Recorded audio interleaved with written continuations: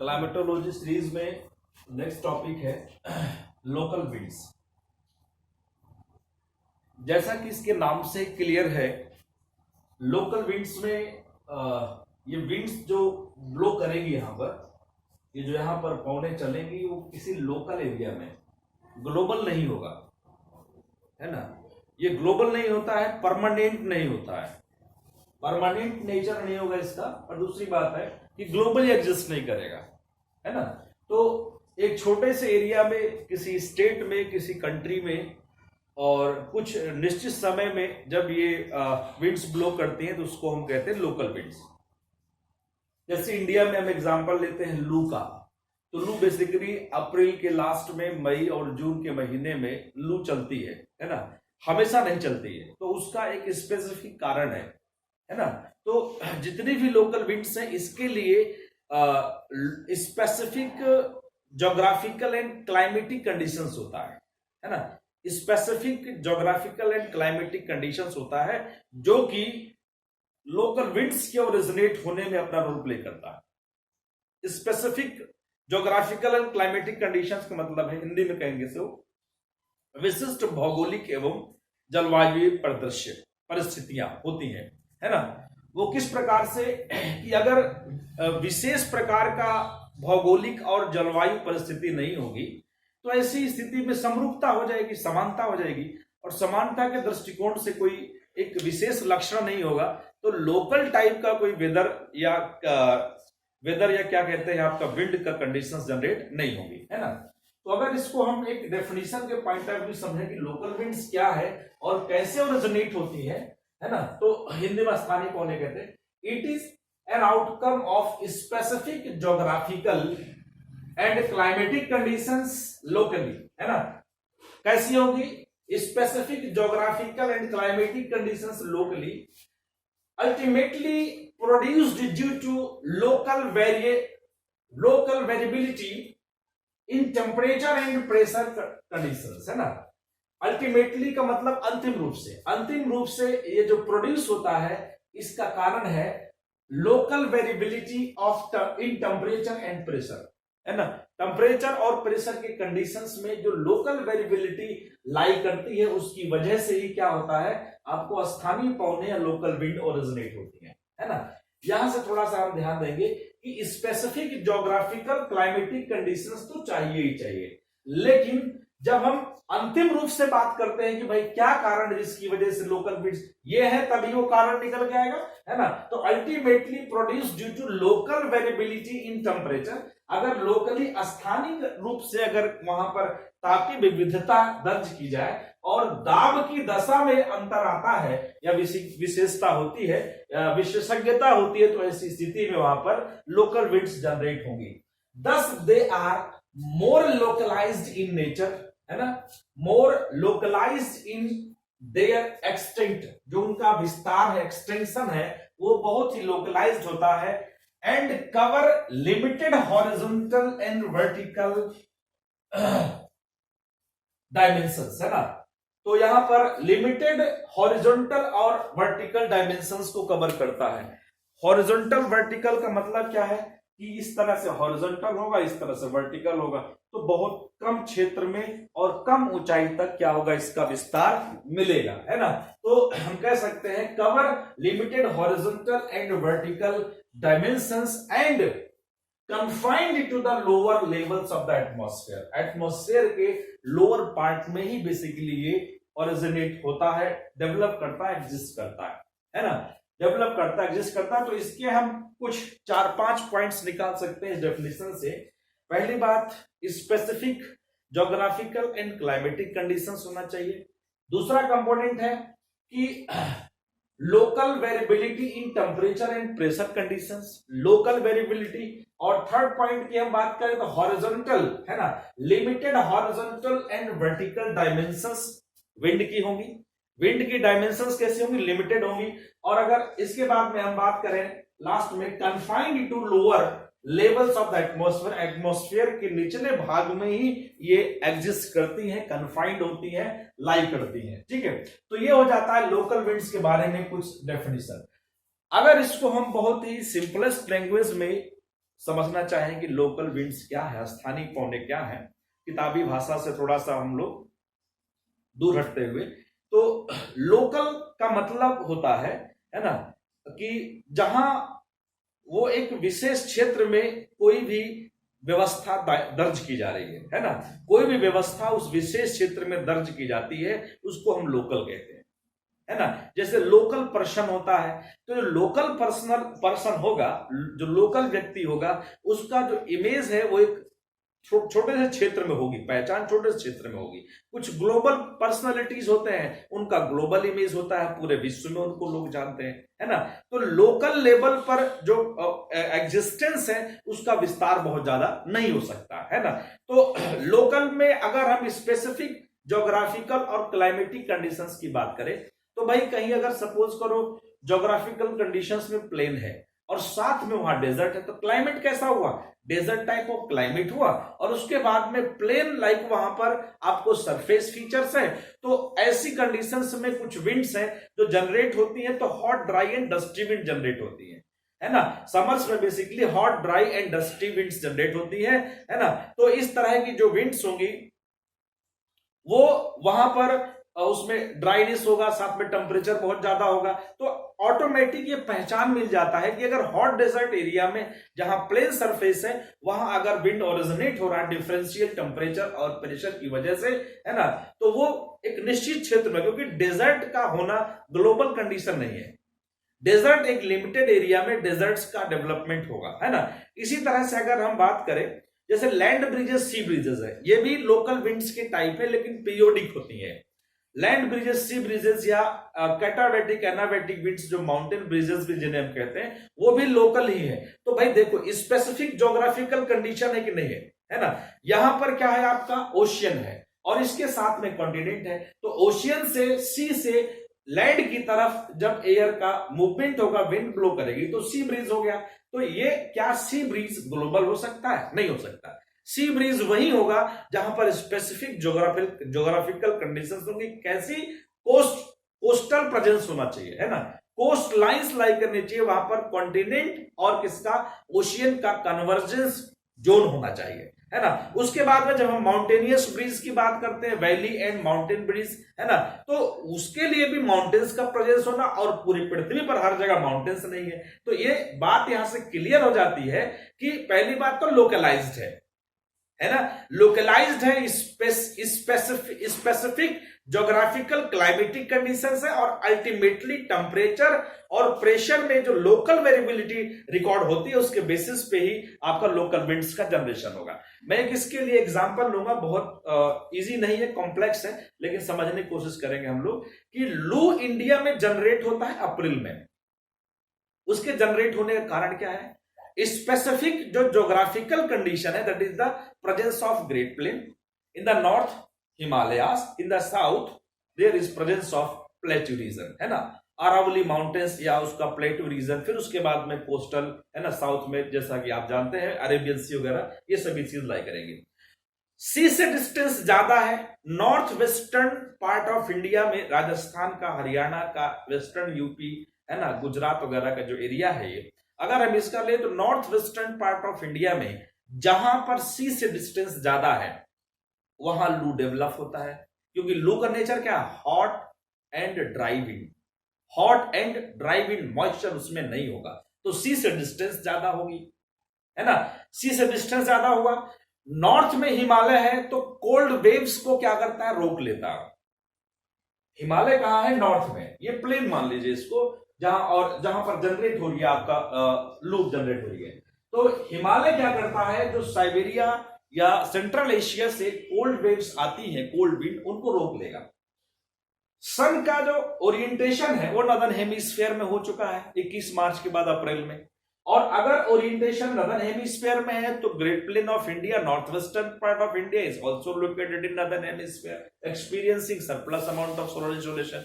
Solar insolation का amount यहां पर ज्यादा है, तो ये इस कंडीशन में सन से हीटिंग भी ज्यादा है, सरफेस यहां पर सैंडी है, जिस सैंडी होने की वजह से वहां पर हीटिंग का रेट अधिक होगा, हीटिंग करंट अधिक क्यों? क्योंकि उसमें क्वार्टजाइट सैंड सिलिकॉन का प्रेजेंस है जिसका कंडक्टिविटी रेट हाई होता है, तो तेजी से गर्म हुआ, है ना। उसके बाद में जो हिमालय है वहां से वेस्टर्ली डिस्टर्बेंस है कि हिमालय से टकराती है, और हिमालय से टकराने के बाद नीचे आके आपका क्या हुआ, हवा उतरती है सरफेस के साथ में और सोलर इंसोलेशन के इफेक्ट में गर्म होती है, और इस जगह पर जब एयर उतरती है तो मॉलिक्यूल बढ़ा, मतलब प्रेशर ज्यादा हो गया, और ईस्ट की तरफ इंडिया में इसका प्रेशर ज्यादा होने की वजह से, क्योंकि जेट स्ट्रीम यहां पर एयर लेके आ रही है और प्रेशर ज्यादा होने की वजह से यहां से मूव करा कहां ले आता है ना, ईस्टवर्ड। तो ये ऐसा पहला आपको एक ऐसा एग्जांपल मिलेगा कि जहां पर हाई टेम्परेचर से लो टेम्परेचर की तरफ, हाई टेम्परेचर वेस्ट में और लो टेम्परेचर की तरफ एयर का मूवमेंट हो रहा है, जिसे हम लू कह रहे हैं, पछुआ गर्म पवन होती है भारत में जो प्रवाहित होती है ना। तो हाई टेम्परेचर के बाद भी प्रेशर यहाँ हाई, उसका कारण क्या है, subsidence of the jet stream, है ना, subsidence of air through jet stream. Jet stream से जो एयर आ रही है वो यहां सबसाइड करती है, जिसकी वजह से मॉलिक्यूल्स बढ़ता है। तो हाई टेम्परेचर के बाद भी अगर मॉलिक्यूल जाता है तो प्रेशर क्या होगा, हाई होगा, है ना, प्रेशर हाई होगा।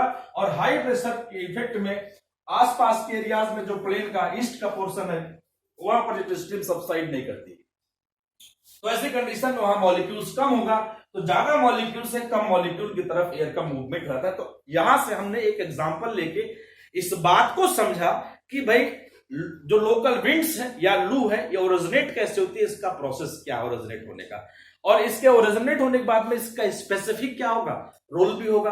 भाई हॉट और ड्राई विंड है तो जहां भी जाएगी ड्राइनेस क्रिएट करेगी और टेम्परेचर को बढ़ाएगी, टेम्परेचर को बढ़ाएगी और क्या करेगी, ड्राइनेस क्रिएट करेगी। तो इसका क्या हो गया, एक लक्षण हो गया। तो जितने भी लोकल विंड्स होंगे उनका हर लोकल विंड्स के ओरिजिनेट होने के लिए स्पेसिफिक ज्योग्राफिकल और क्लाइमेटिक कंडीशंस होगी, और दूसरा पॉइंट है कि उसका इफेक्ट भी क्या होगा, यूनिक होगा, है ना, उसका इफेक्ट क्या होगा वहां पर, यूनिक होगा। तो हमने यहां पर समझा एक एग्जांपल लेके कि भाई लोकल विंड्स कैसे जनरेट होते हैं, उसका इफेक्ट किस प्रकार से हो सकता है ना, और इसकी डेफिनेशन को, एक्सटेंट को कैसे ओरिजिनेट होता है समझा। अब हम देखते हैं types of local wind. Types of local wind basically अगर हम टाइम पीरियड के बेसिस पे डिवाइड करें तो 2 टाइप्स का होता है ना। Number 1 is the periodical and number 2 is non periodical, है ना। एक है पीरियोडिकल और दूसरा है नॉन पीरियोडिकल, है ना। पीरियोडिकल का मतलब है जो पीरियोडिक वे में, जो समय काल के साथ में जनरेट होता रहेगा, है ना, उसको हम लोग कहते हैं पीरियोडिकल। इसका डेफिनेशन समझते हैं। The winds originating from diurnal temperature and pressure variation are known as periodical. They complete their cycle in a day. मतलब 24 आवर्स में ये अपना साइकिल क्या करता है, कंप्लीट करता है। बात समझ में आ गया। तो पीरियोडिकल का मतलब ही टाइम बीइंग से है, 24 घंटे में ये अपना साइकिल कंप्लीट कर लेगा, ओरिजिनेट होगा, डाइल्यूट होगा, ओरिजिनेट होगा, डाइल्यूट होगा, इस तरह की सिचुएशन बनेगी। उसमें आता क्या है ना, the winds originating from diurnal temperature and pressure variation are known as the periodical. They complete their cycle in a day, that is 24 hours, है ना। तो हम लोग जानते हैं कि 24 घंटे के अंदर जो सी ब्रीज है ओशियन से चलते हुए आता है, सी ब्रीज ओशियन से चलते हुए आता है, और लैंड ब्रीज कॉन्टिनेंट से 24 घंटे में अपनी डायरेक्शन से चेंज कर लेते हैं, है ना। तो land and sea breezes are the example of periodical kind of local wind. Secondly, mountain and the valley breezes are also the example of periodical local winds, है ना। periodical local winds में ये आते हैं क्योंकि माउंटेन्स जहां पर होगा एक लोकल कंडीशन होगी, ग्लोबल या यूनिवर्सल कंडीशन नहीं हो सकती, है ना।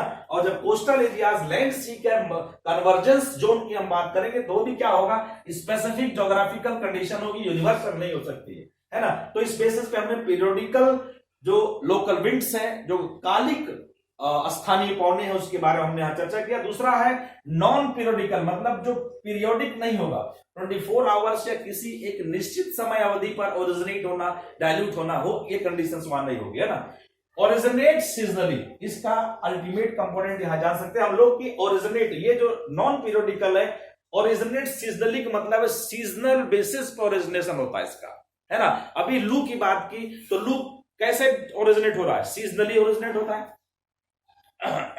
लू ऐसा नहीं है कि एक दिन ओरिजिनेट हुआ फिर 4 दिन नहीं हुआ फिर 6 दिन ओरिजिनेट हुआ, ऐसा नहीं होता है ना। लू का कंडीशन है कि समर सीजन जब आता है तो उसमें 2-4 दिन पहले या 2-4 दिन बाद, है ना, क्या करेगा, लू का ओरिजिनेशन हो जाएगा। तो वो एक सीजनल बेसिस पर और जो अर्थ के रेवोल्यूशन से रेगुलेट हो रहा है वो वहां पर ओरिजिनेट होगा, है ना। और जब हम नॉन पीरियोडिकल जो कि सीजनली ओरिजिनेट होता है उस 2 टाइप्स का हम उसको 2 टाइप्स में डिवाइड करते हैं। Means non periodical local winds can be further divided into 2 types. One is the hot and the second cold winds, है ना।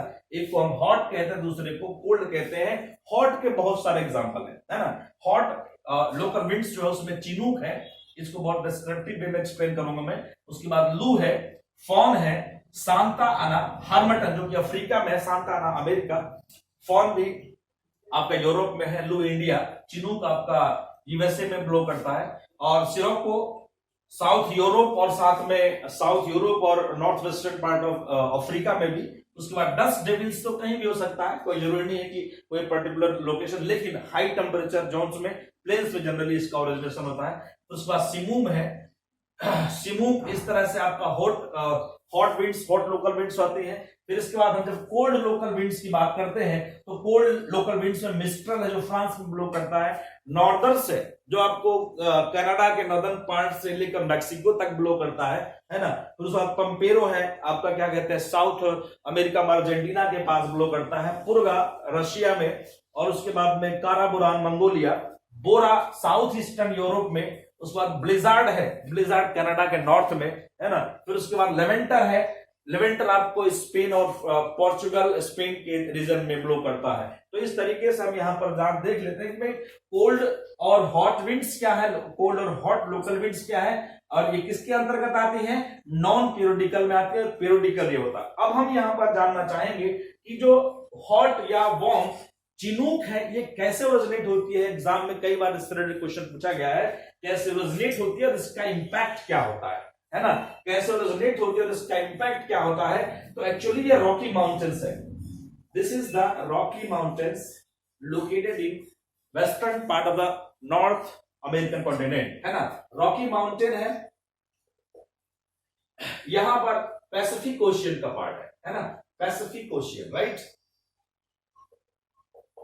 पैसिफिक ओशियन का ईस्ट पार्ट यहां पर लाई करता है, और यहां से आपको इस इनिशियली मॉइस्ट विंड ब्लो करना शुरू करती है, और ये इस पर राइज करने के साथ, रॉकी माउंटेन्स पर राइज करने के साथ में इसमें एडियाबैटिक कूलिंग होगा, है ना। Ascending air cools at the rate of 10 degree Celsius पर किलोमीटर। 1 किलोमीटर की ऊंचाई चढ़ने के साथ में 10 डिग्री सेल्सियस टेम्परेचर क्या होगा, रिड्यूस जाएगा, that is called adiabatic cooling, है ना। एडियाबैटिक कूलिंग और एडियाबैटिक लैप्स रेट, है ना। उसके बाद में जब ये ऑलमोस्ट हाइट को अटेन कर चुका होगा तो उसके बाद ascending air cools at the rate of 5 degree Celsius पर किलोमीटर, मतलब रेट ऑफ कूलिंग इस जगह पर थोड़ा सा घट जाता है, क्योंकि एयर बहुत ठंडी हो चुकी है, उसमें मॉइस्चर भी कम हो चुका है, और मॉइस्चर कम होने का मतलब उसके पास स्पेसिफिक हीट एनर्जी या हम लेटेंट हीट एनर्जी की बात करते हैं तो रिड्यूस हो जाता है ना। जो मॉइस्चर में हीट है जो ज्यादा एब्जॉर्ब कर सकता है वो वैल्यू कम हो गई, है ना। ऐसी कंडीशन में ड्राइनेस यहाँ पर एयर में जो ड्राई कंपोनेंट्स ज्यादा होते हैं, ड्राई एयर का कंपोजिशन यहाँ पर ज्यादा है, तो कूलिंग का रेट भी घट जाता है अगर, है ना। तो इस तरह से यहाँ पर ascending air cools at the rate of 5 degree Celsius पर किलोमीटर। इसके बाद जब एयर माउंटेन से नीचे सबसाइड करेगा, है ना, सबसाइडिंग एयर वार्म्स अप, है ना, warms up at the rate of 10 degree Celsius पर किलोमीटर। तो ऊपर से नीचे उतरते समय टेम्परेचर लगभग 10 डिग्री सेल्सियस प्रति किलोमीटर, इसको हम लोग एडियाबैटिक हीटिंग भी कह सकते हैं, है ना। एडियाबैटिक हीटिंग के केस में एयर एक्सपेंड करता है और कूलिंग के केस में एयर कॉम्पैक्ट होगा, है ना। तो यहां पर एयर नीचे उतरते हुए जैसे जैसे डिसेंड करेगा, है ना, descending air warms up at the rate of 10 degree Celsius पर किलोमीटर, और धीरे धीरे करके नीचे की तरफ आते हुए गर्म होगा। और यहां पर अक्टूबर नवंबर के मंथ में, है ना, जो रॉकी को पार करने के बाद ग्रेट प्लेन ऑफ यूएसए है, नॉर्थ अमेरिका, वहां पर आइस शीट्स लाई करते हैं, प्रिवेलिंग आइस शीट्स, है ना। और जब इसका टेम्परेचर ज्यादा होगा, करीब 15-20 degree Celsius, 25 degree Celsius temperature इसका हो जाता है ना। तो आइस शीट्स जब इंटरेक्ट करेगा, आइस शीट्स माने यहाँ पर बर्फ बिछी हुई रहती है स्नोफॉल के कारण, यहाँ पर जो बर्फ बिछी हुई है उसको क्या करता है, मेल्ट्स डाउन, है ना। Prevailing ice sheets melts down therefore chinook is also known as snow eater, इसको हम क्या कहते हैं, स्नो ईटर भी कह देते हैं, है ना। तो स्नो ईटर चिनूक इसलिए बनता है क्योंकि जब अपर पार्ट से नीचे आते हुए इसने टेम्परेचर क्या किया, गेन किया, तो टेम्परेचर उसका 15-20 डिग्री सेल्सियस 25 डिग्री सेल्सियस हो रहा है, जिसकी वजह से इस रीजन में, है ना, इस रीजन में प्रिवेलिंग आइस शीट्स को, बर्फ की जो चादर यहां पर पड़ी हुई है उसको पिघला लेता है, और उसको पिघलाने के बाद पानी इसका बह जाएगा, है ना। और यहाँ पर जो फर्टाइल, है ना, प्लेन, नॉर्थ अमेरिका यूएसए का जो प्लेन है वो जनरेट हो जाता है, और यहाँ पर उसी समय अक्टूबर नवंबर के महीने में राबी क्रॉप्स में बेसिकली व्हीट का कल्टीवेशन किया जाता है। तो आप ये कह सकते हैं it can be considered as the what economic significance of the chinook local wind in the region of the Great Plain of USA because of the melting of the prevailing ice sheets. Here they develop what, the fertile plain, fertile farmlands, है ना। यहाँ पर fertile farmlands create होता है, और ice sheets जब हट जाएंगे तो वहां पर खेती करने लायक जमीन डेवलप हो जाती है। तो इस तरह से हम यहाँ पर चिनूक के बारे में समझ सकते हैं। चिनूक क्या है, एक अपना लोकल विंड की फॉर्म में। इसके बाद में हम नेक्स्ट बातें देखते हैं कि और भी बहुत सारी लोकल विंड्स वर्ल्ड में है, वो कहां है, किस तरह से है। आप अपने एग्जामिनेशन में कभी मेंस के एग्जाम में क्वेश्चन आता है और लोकल विंड से रिलेटेड क्वेश्चन पूछता है, तो साथ में आप उसका ग्लोबल डिस्ट्रीब्यूशन और बता देना, ठीक है। जब ग्लोबल डिस्ट्रीब्यूशन की आप यहां पर बात कर देंगे तो उससे क्या होगा, आपका जो आंसर है और इफेक्टिव हो जाएगा, और बढ़िया ये होगा कि आप वर्ल्ड का मैप बना दें, और वर्ल्ड मैप बना के उसमें इन सभी विंड्स को आप रिप्रेजेंट कर दें, राइट। विंड्स को क्या कर दें, रिप्रेजेंट कर दें। यहां पर एक कंपोनेंट है डस्ट डेविल्स, है ना। डस्ट डेविल्स जो हॉट लोकल विंड्स है। डस्ट डेविल्स क्या होता है, एक बवंडर टाइप का होता है, हिंदी में आप बवंडर कह सकते हैं, है ना। ये होता है और हाई टेम्परेचर की वजह से ही क्रिएट होता है, क्योंकि इसके साथ बहुत सारा डस्ट होता है ना, इसलिए इसका नाम डस्ट डेविल रखा जाता है ना। डस्ट डेविल रखा जाता है, शैतान टाइप का इसका नाम रखा जाता है ना। तो डस्ट डेविल्स जनरेट होता है, हॉट लोकल विंड का एक एग्जांपल है। तो हम लोग सपोज करिए नॉर्थ अमेरिका का यहां पर मैप बना लेते हैं, और नॉर्थ अमेरिका के मैप पे रिप्रेजेंट करेंगे,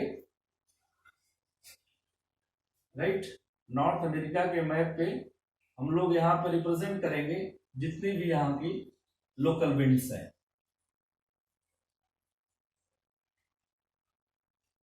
और आप सभी को भी प्रैक्टिस करना चाहिए कि जो मैप है उस पर आप जो वर्ल्ड की लोकल विंड्स है कॉन्टिनेंट वाइज भी या ग्लोबली आप कैसे रिप्रेजेंट कर लेंगे, है ना।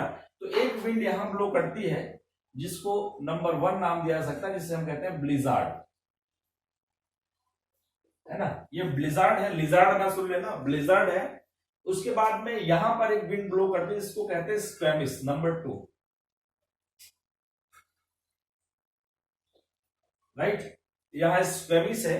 उसके बाद इस रीजन में आपका आ जाता है चिनूक, सांता आना, कोरोमेल। तो ये नॉर्थ अमेरिकन कॉन्टिनेंट का, अच्छा नॉर्दर्स है, तो यहां से होते हुए नॉर्दर्स बहुत लंबा एरिया कवर करता है। एक्सेप्शनली एक ऐसी विंड है जो बहुत बड़ा एरिया कवर करती है, तो नॉर्दर्स है ना। कनाडा के नॉर्थ पार्ट से आपको ये गल्फ ऑफ कैलिफोर्निया है मेक्सिको में, है ना, गल्फ ऑफ कैलिफोर्निया, यहां तक ये ब्लो करता है, तो नॉर्दर्स हो जाता है। इस तरह से 1 2 3 4 5 6, है ना, 6 लोकल विंड्स नॉर्थ अमेरिका में लाई करती हैं। अगर हम बात करें साउथ अमेरिकन कॉन्टिनेंट में, तो साउथ अमेरिकन कॉन्टिनेंट्स में भी इसी तरह से, है ना, 2-3 लोकल विंड्स लाई करती हैं। साउथ अमेरिकन कॉन्टिनेंट्स का मैप बनाएंगे आसानी से बिना किसी प्रॉब्लम के, है ना। ये बीच में यहां अर्जेंटीना है, और इसी अर्जेंटीना में बेसिकली क्या है, 2 विंड्स है, एक है पंपेरो, दूसरा है निक। दोनों ही कोल्ड है ना, दोनों ही कोल्ड टाइप का विंड है, KNIK, है ना। निक होता है और दूसरा पंपेरो, नॉर्थ साउथ अमेरिकन कॉन्टिनेंट में। इसके बाद में अगर हम लोग बात करें यूरोप का, तो यूरोप में भी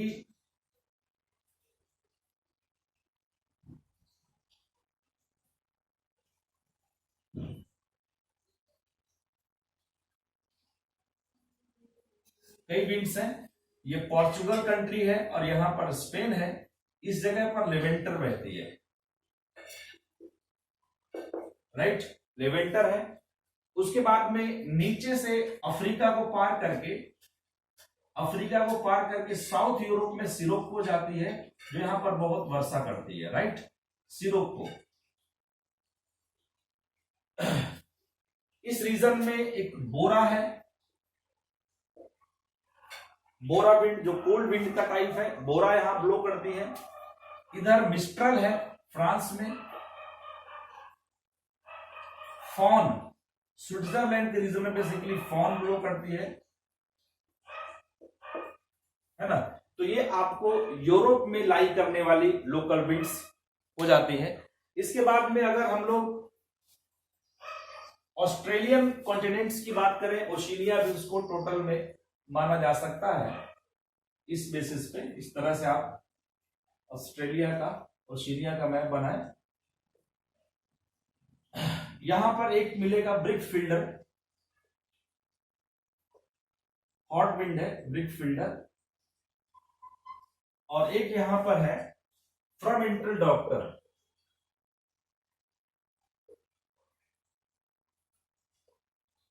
राइट, फ्रमेंटल डॉक्टर। यहां पर New Zealand, north island, south island country है, इसका वेलिंगटन कैपिटल है। इसमें आपको कैंटरबरी नॉर्थ वेस्टर्न ब्लो करता है, कैंटरबरी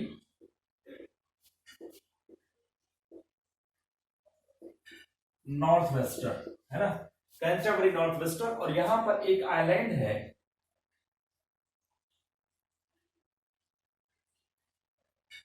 जिसे हम पापुआ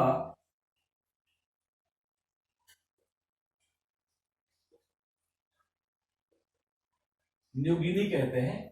यहां पर गुबा warm and moist wind blow करती है, गुबा के नाम से। तो इस तरह से हमने देखा कि वर्ल्ड के डिफरेंट कॉन्टिनेंट्स में अलग अलग टाइप की, है ना, लोकल विंड्स है, उनका रोल भी अलग है, इफेक्ट भी अलग है। उसके बाद में अगर हम अफ्रीकन कॉन्टिनेंट की बात करें, तो अफ्रीकन कॉन्टिनेंट में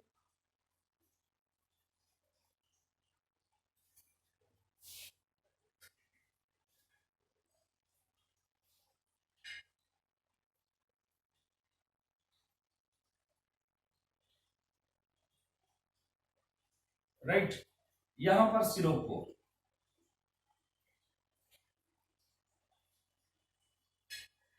नीचे यहां हरमटन, गिनी के रीजन में, गिनी कंट्री है यहां पर, है ना, यहां पर हरमटन चलता है, इसको डॉक्टर विंड भी कहते हैं, it is also known as doctor wind, right. इसके बाद में यहां पर एक है आपका सूडान कंट्री में हबूब चलता है यहां पे, राइट। यहां पर है केप डॉक्टर, बहुत सारी केप्स हैं यहां पर, इसलिए इसके बेसिस पर इसका नाम केप डॉक्टर रख दिया गया। यहां पर है आपका इजिप्ट में सिमूम, है ना। तो ये सारी क्या है, अफ्रीकन कॉन्टिनेंट की लोकल विंड्स हैं, इनको हमें जानना चाहिए, कभी कहीं पर पूछ ले तो उसको हम लोग लोकलाइज कर सकते हैं, है ना। इसके बाद एक और कंट्री बचा जिसमें एक कॉन्टिनेंट जिसका नाम एशिया है, और एशिया का आप लोग ट्राई करेंगे, है ना। और इसी के साथ मैं अपना इस वीडियो को, है ना, कंप्लीट करता हूं। आप लोग इसमें चाहे तो एक क्वेश्चन लिखने की कोशिश करेंगे, what do you understand by local winds, how does it originate, distribute the local winds globally, है ना, distribute the local winds globally. इस आंसर को आप लोग लिख सकते हैं, एग्जाम में क्वेश्चन ये पूछा जा सकता है ना। तो thanks to watch my video.